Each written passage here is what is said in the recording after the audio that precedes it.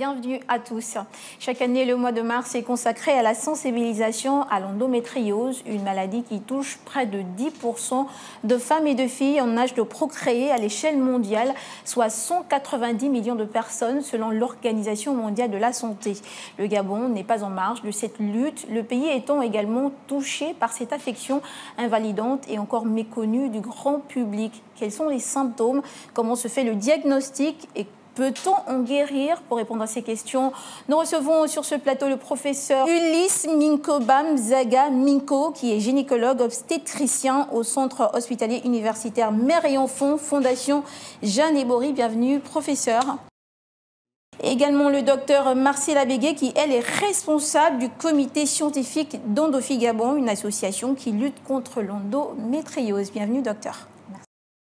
Pour commencer, professeur Zaga, alors l'endométriose est une maladie encore méconnue du grand public. Qu'est-ce qu'on entend par endométriose et quelles sont les causes de cette maladie? Alors merci beaucoup de nous donner l'occasion de pouvoir parler de cette maladie effectivement qui touche un bon nombre de femmes. C'est quoi l'endométriose? De manière scientifique, c'est la localisation en dehors de la cavité utérine de l'endomètre, et cet endomètre est fonctionnel. Ça veut dire que la couche interne de l'utérus sort de son endroit et se retrouve ailleurs. Or, cette couche interne, c'est celle qui a les règles. Et donc, pendant les règles, la manifestation des règles va se retrouver dans tout l'organisme. Quand il y aura les règles, en général, du fait que cette couche se soit répandue ailleurs, il y aura les mêmes symptômes un peu partout. Quels sont les différents... Donc, les différents symptômes, c'est la douleur lors des règles. Alors déjà, c'est une douleur pelvienne chronique, cyclique. Donc, c'est-à-dire qu'elle vient le plus souvent pendant les règles. Mais pour la reconnaître, les femmes devront décrire 5 douleurs particulières. On aura la douleur pendant les règles, elles auront les douleurs pendant les rapports sexuels, qu'on appelle la dyspareunie, elles auront les douleurs pendant l'émission des urines, qu'on appelle la dysurie, elles auront les douleurs pendant la défécation, qu'on appelle la dyskésie, et elles auront des douleurs pendant l'ovulation, une dysovulation. Dysovulation. Il existerait plusieurs types de lésions occasionnées par l'endométriose. En effet, il y a 2 types. Déjà, il y a l'endométriose interne, donc les foyaux d'endomètre se retrouvent au niveau de l'utérus, mais pas à la zone où elle reste d'habitude. Et puis, il y a l'endométriose externe qui va se répandre dans toute la cavité péritonéale, dans tout l'abdomen, en fait, si vous voulez, avec plusieurs formes. La particularité de cette pathologie, c'est qu'elle a un polymorphisme et elle peut se retrouver sur différents organes, même au niveau des poumons, partout on peut l'avoir au niveau de la plèvre. Et donc, c'est ce qui cause vraiment la difficulté de prise en charge et de diagnostic souvent. Et le diagnostic, alors, elle apparaît donc dès les premières règles, c'est ça? Non, pas forcément. Ouais. C'est plus tard qu'elle va apparaître. Maintenant, pour comment elle apparaît, effectivement, il y a des théories. Il y a 2 théories, mais celles qui sont les plus simples, c'est qu'il y a la première, c'est lorsqu'on est intervenu chirurgicalement sur une femme lors d'une césarienne, cet endomètre va sortir par la manipulation et donc les fragments vont se retrouver dans la cavité. Ça, c'est un fait, mais il y a aussi l'autre théorie, le reflux. Alors, les règles sortent par le bas, mais il y aura un reflux par les trompes et c'est ce reflux qui va faire en sorte que les foyers se retrouvent dans l'abdomen. Donc, vous voyez que même si elle a les règles aujourd'hui, elle n'aura pas l'endométriose aujourd'hui, elle peut l'avoir plus tard. Il y a également des cas qui sont asymptomatiques, mais comment dans ce cas reconnaître l'endométriose? Oui, effectivement, il y a des cas asymptomatiques et c'est là toute la difficulté, parce qu'on dit que sur le plan diagnostique, il y a beaucoup d'errances. Si on ne connaît pas aujourd'hui les chiffres, c'est parce qu'il y a une grosse méconnaissance et souvent, on l'identifie à une autre pathologie alors que c'est l'endométriose. Voilà pourquoi il y a ceux qui sont asymptomatiques, mais ceux qui sont symptomatiques également, même si c'est symptomatique, de prime abord, il sera difficile pour le médecin, qui n'est pas forcément entraîné, de pouvoir savoir qu'il s'agit de l'endométriose. Justement, vous l'avez dit, et c'est une maladie également très invalidante. Vous avez parlé de douleur pour les personnes qui ont des symptômes. C'est d'ailleurs l'une des causes d'absentéisme à l'école et au travail pour certaines personnes, mais pour beaucoup, c'est impossible que de simples menstruations nous empêchent de vaquer à nos différentes occupations. Qu'avez-vous à répondre à ces personnes? C'est possible. Il faut vraiment le vivre pour le savoir. Nous avons eu beaucoup de patientes pour lesquelles, effectivement, ça a été très, très invalidant. Voilà pourquoi nous insistons sur le fait que c'est une maladie qui est même psychosociale. parce qu'elle agit sur la qualité de vie de la patiente. Qui dit qualité de vie dit en fait le rendement au travail. Donc c'est vrai, il ne faut pas le méconnaître, et à tous les administrateurs, ces patientes-là, nous avons déjà eu à aider certaines pour qu'elles puissent vraiment avoir une organisation de leur espace de travail pour qu'elles n'aient pas une discrimination. Très bien. Alors, docteur Abégué, pardon. Alors, vous êtes vous faites partie de l'association Ondofi Gabon, et vous êtes également une patiente qui souffre d'endométriose. C'est également l'occasion de sensibiliser les parents lorsque les enfants ressentent des douleurs, des jeunes filles ressentent des douleurs lors des règles. Ce n'est pas des choses à prendre à la légère. À la légère, effectivement. Alors, merci pour la parole déjà, parce que la plupart des femmes en fait atteintes d'endométriose dans l'association ont eu un long parcours. Comme disait le professeur tout à l'heure, il y a eu une errance médicale, mais une méconnaissance aussi, parce que généralement, dans nos mœurs, on dit c'est normal d'avoir des règles douloureuses. Tu es une femme, il faut supporter. Et alors, lorsqu'elle devient vraiment invalidante, on ne peut rien faire, on ne peut pas aller au travail, on est absent pendant une semaine au travail. Je pense qu'il faut avoir un regard sur les enfants. L'association a eu l'occasion d'aller sensibiliser dans les établissements scolaires, et nous nous sommes rendus compte qu'il faut vraiment sensibiliser et parler aux parents de faire très très attention, d'avoir un suivi, un regard particulier sur ces enfants-là qui ont commencé à avoir des règles douloureuses depuis la première ménage, depuis les premières règles. C'est vraiment important de ne pas se dire qu'elle est chochotte, elle ne veut pas aller à l'école, elle fait semblant. Il faut vraiment avoir un regard. Vraiment avoir un regard et rapidement consulter. Oui. Voilà. Alors justement, ce mois de mars est dédié à la sensibilisation à cette maladie. Pourquoi est-ce important d'en parler au-delà de ce qu'on vient déjà de donner comme raison? Alors c'est important de parler parce que déjà l'association est composée des femmes seulement atteintes d'endométriose et aussi des endoproches, ceux qui se sentent concernés par la cause. Maintenant, nous voulons en fait faire sortir cette maladie de l'ombre parce qu'elle fait des dégâts. À la longue, plus, comme disait le professeur tout à l'heure, plus elle met du temps à être diagnostiquée, plus elle a des dégâts, surtout l'hypofertilité, parce que c'est généralement à la période de désir de grossesse que ces femmes-là vont consulter un gynécologue, et on se rend compte que l'endométriose a déjà pris de l'ampleur. Et généralement, c'est très, très, très difficile de les traiter, de subvenir aux besoins du fait de la maternité. Et après, il y a les répercussions sur le foyer, le couple, la famille et la vie sociale de la femme. Alors, cette affection touche près de 10% de femmes et de filles en âge de procréer à l'échelle mondiale, selon l'Organisation mondiale de la santé, soit 190 millions de personnes. Alors, qu'en est-il au Gabon? Peut-on avoir quelques chiffres? Alors, pour le moment, on n'a pas encore de chiffres à proprement dit, mais nous avons déjà une étude qui a été faite par l'unité d'épidémiologie de l'Université des sciences et de santé du Gabon sur des biopsies exérées, c'est-à-dire des kystes qui ont été opérés par des gynécologues qu'on a envoyés en anapathologie pour pouvoir être examinés. Ils se sont rendus compte que 7% de 4000 patientes, ou bien 4000 pièces examinées, c'était de l'endométriose, alors qu'on ne connaissait pas cela. Donc c'est déjà énorme pour notre population. Sur 4000 femmes, 7%, c'est très très énorme. Et on se dit que tant qu'à faire, il faut promouvoir la recherche là-dessus pour savoir. Très bien. Alors, professeur Zaga, lorsque une femme observe des signes qui pourraient faire penser à l'endométriose, qu'est-ce qu'elle doit faire? Pour l'instant, il est recommandé qu'elle vienne à l'hôpital, qu'elle se rende dans une structure sanitaire où on pourra non seulement l'aider par rapport à sa douleur, mais surtout par rapport à l'origine de la douleur. Parce que dès qu'on sait pourquoi elle a mal, au moins on sait mieux prendre en charge. Parce qu'il ne faut pas traiter que le symptôme, mais il faut traiter la cause. Donc quand elle viendra à l'hôpital, c'est dans la structure sanitaire, c'est pour qu'on traite d'abord la douleur de manière symptomatique. Bon, en même temps qu'on investigue maintenant pourquoi elle a cette douleur. Voilà pourquoi c'est important, comme on a parlé d'errance. Et je peux vous confesser que ce n'est pas souvent évident de pouvoir diagnostiquer l'endométriose, surtout la forme externe. Donc il faut vraiment qu'elle vienne pour qu'on puisse savoir pourquoi elle a mal. Mais ce qui nous oriente quand même, ce sont l'interrogatoire et savoir où et quand elle a mal. Ça peut orienter par rapport à la pathologie. Et comment se fait le diagnostic? C'est ça, déjà par le fait de l'interrogatoire. Il faut qu'on retrouve les 5D, au moins c'est en 4D. Quand je dis 5D, c'est les 5 types de douleurs. Et ensuite, on va faire l'échographie, ou alors l'IRM, ou encore mieux, ce qu'on appelle sur le plan chirurgical une cœlioscopie qui va retrouver les fragments endométriosiques dans la cavité péritonéale. Et là, on se rend compte effectivement que c'est plus ou moins ça. Mais le diagnostic clair sera fait, comme elle a dit, par la biopsie, ces prélèvements de tissus qu'on analysera et on retrouvera les fragments d'endomètre.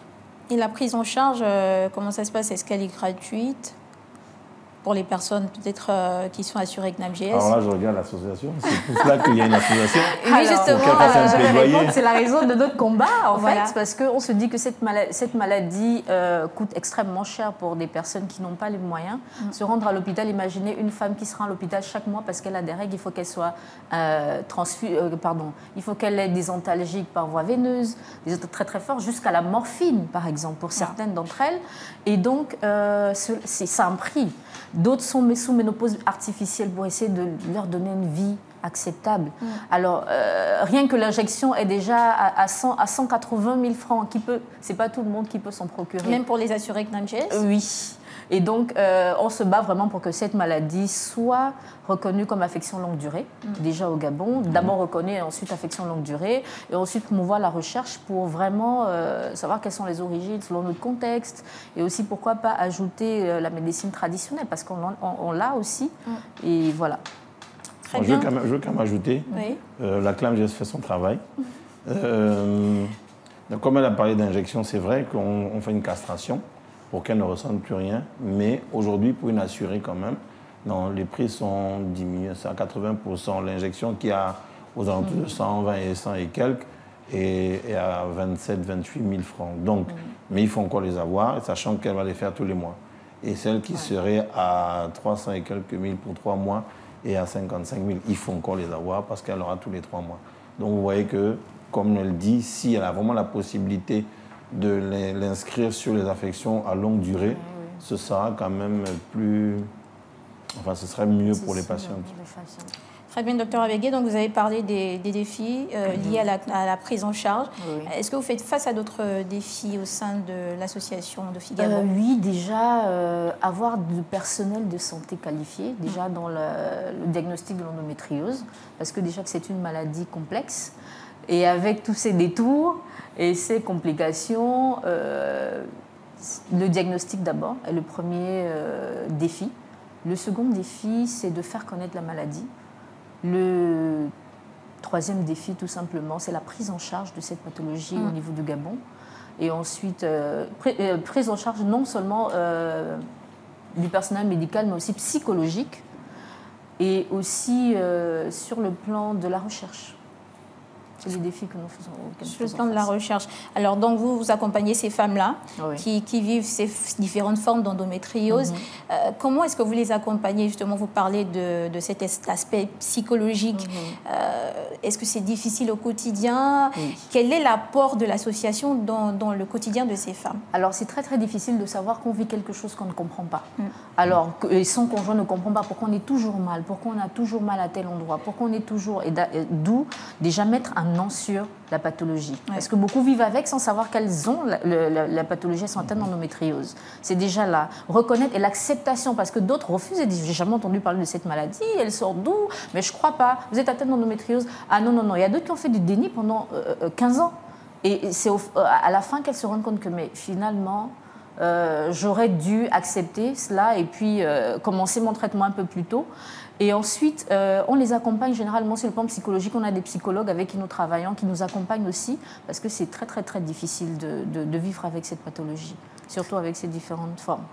Très, très, très difficile. Et qu'est-ce qu'il faudrait faire donc, pour améliorer le quotidien de ces femmes? Vous avez parlé de la prise en charge, mais justement, est-ce qu'il ne faut pas plus sensibiliser pour que les gens puissent connaître cette maladie et la considérer réellement comme une pathologie et accompagner ces personnes-là au quotidien? C'est là une des missions de l'association, mais on a besoin forcément d'accompagnement pour pouvoir aller aussi à l'intérieur du pays, parce que nous avons ouvert le mois de mars, à Port-Gentil, on s'est rendu compte que beaucoup de femmes étaient atteintes, avaient des symptômes. Mais il faut aller vers un médecin, un gynécologue pour poser le diagnostic. Et donc, on s'est rendu compte que c'est une nécessité vraiment d'aller à l'intérieur du pays, de vraiment faire une étude et de savoir voilà, combien de femmes sont atteintes d'endométriose, comment les prendre en charge et mettre un circuit voilà, pour les aider. Professeur, alors l'endométriose est une maladie sous-diagnostiquée, nous l'avons dit. Nous avons cité certaines raisons, mais est-ce que l'une des raisons ne serait pas également le manque de sensibilité ou de tact des professionnels de la santé qui ont du mal peut-être à orienter les patients au regard de la variabilité des symptômes? Il y a une errance diagnostique. Et d'ailleurs, il y a 3 ans, on a fait un travail sur les connaissances même du personnel sur la maladie. Et on s'est rendu compte que même à d'autres niveaux, il y avait un manque de personnel. Mais vous voyez, les études sont faites sur la base des constats pour pouvoir améliorer. Et dès lors qu'on a fait, on a amélioré justement les éléments de diagnostic. Donc c'est vrai, il y a 10 ans, je pense que c'était encore difficile, 15 ans c'était difficile. Mais de plus en plus, on en parle par les sensibilisations et de plus en plus, à l'aide de la recherche, de l'enseignement, ça fait en sorte que les jeunes savent déjà de quoi il s'agit de quoi il s'agit et comment faire pour les reconnaître. Donc oui, il y avait une errance diagnostique, mais qui tend à être améliorée par l'accompagnage lors des enseignements et de travail en structure hospitalière. Est-ce qu'il faut peut-être organiser des séances de formation pour ces professionnels? Non, c'est ça. C'est ça. Ouais. Très bien. Alors, donc, est-ce qu'on peut guérir de l'endométriose? Oui et non. Pourquoi? Oui, si c'est une endométriose interne et qu'on enlève l'utérus, elle n'aura plus. Donc, mais on compromet son avenir obstétrical. Non, parce que tant qu'elle a les règles, il peut avoir ce phénomène de reflux et toujours continuer le processus. Donc, c'est un dilemme. Je peux ajouter? Oui. Allez-y. Alors, il n'y a pas de traitement à proprement dit jusqu'à présent dans le monde contre l'endométriose, mais le traitement est plus symptomatique. C'est-à-dire, si une femme développe une endométriose pulmonaire, par exemple, on traitera tout simplement tout ce qui concerne le poumon et puis la mettre sous ménopause, etc., pour éviter l'évolution en fait, de la maladie, parce que plus on a toujours des règles, nous sommes des femmes, tant qu'on a son utérus, on a ses règles. Et donc, la maladie est susceptible de toujours évoluer et de revenir malgré les interventions chirurgicales qu'elles auront au cours de leur vie. Alors, pas de traitement, c'est juste des traitements symptomatiques en fonction de là où c'est atteint. En fonction de là où c'est atteint. L'endométriose est également la première cause d'infertilité chez les femmes, c'est ça? Y a-t-il une solution dans ce cas? Si oui, quelles sont ces solutions, professeur? Aujourd'hui, nous avons un service de procréation médicalement assistée. Une femme qui fait de l'endométriose, il n'est pas exclusivement dit qu'elle ne tombera pas enceinte. Donc, on a une aide à la procréation médicale qui est ouverte aujourd'hui dans le public au niveau du centre hospitalier universitaire Jeanne Bourri et où on aide les femmes à procréer. Très bien. Alors, nous sommes donc arrivés au terme de cette émission. Voilà. Nous sommes dans ce mois de sensibilisation à cette maladie. Quel message avez-vous à faire passer pour terminer? Premièrement, docteur Abégué. Alors, le message que j'ai à faire passer, c'est de dire que l'endométriose, si on a des proches qui vivent avec l'endométriose, de vraiment essayer de les comprendre parce que ce n'est pas facile. Cette maladie est difficile déjà à comprendre pour soi, la personne atteinte de cette maladie. Et ensuite, pour les gens autour de nous, ce n'est pas facile le regard des gens. Lorsqu'on a une forme très, très, très compliquée, de vraiment soutenir ces personnes qui sont vraiment atteintes d'endométriose et aussi, je dirais, comment dire, au gouvernement de chercher à aider pas seulement l'association, mais à promouvoir vraiment la recherche et la formation du personnel de santé pour cette pathologie et ensuite aider à la prise en charge. La dernière chose, c'est de faciliter l'adoption, parce que pour certaines qui ne pourront peut-être pas avoir d'enfants, avec plus de complications, c'est difficile encore d'adopter au Gabon. Je sais de quoi je parle. Et donc, si ce serait bien de faciliter cette loi. Très bien, message reçu. Alors, professeur Minkoban Zaga. Très bien.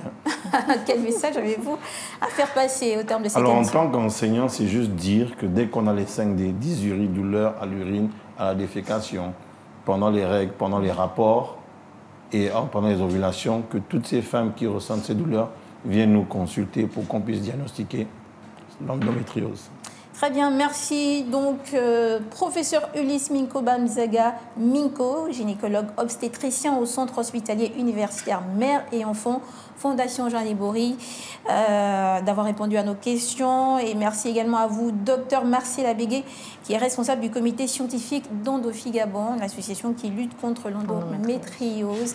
Alors, merci à vous également de nous avoir suivis. Nous retenons que l'endométriose est une maladie dont on ne peut encore guérir. Un diagnostic précoce est recommandé en vue d'améliorer la prise en charge. À toutes et à tous, merci de nous avoir suivis.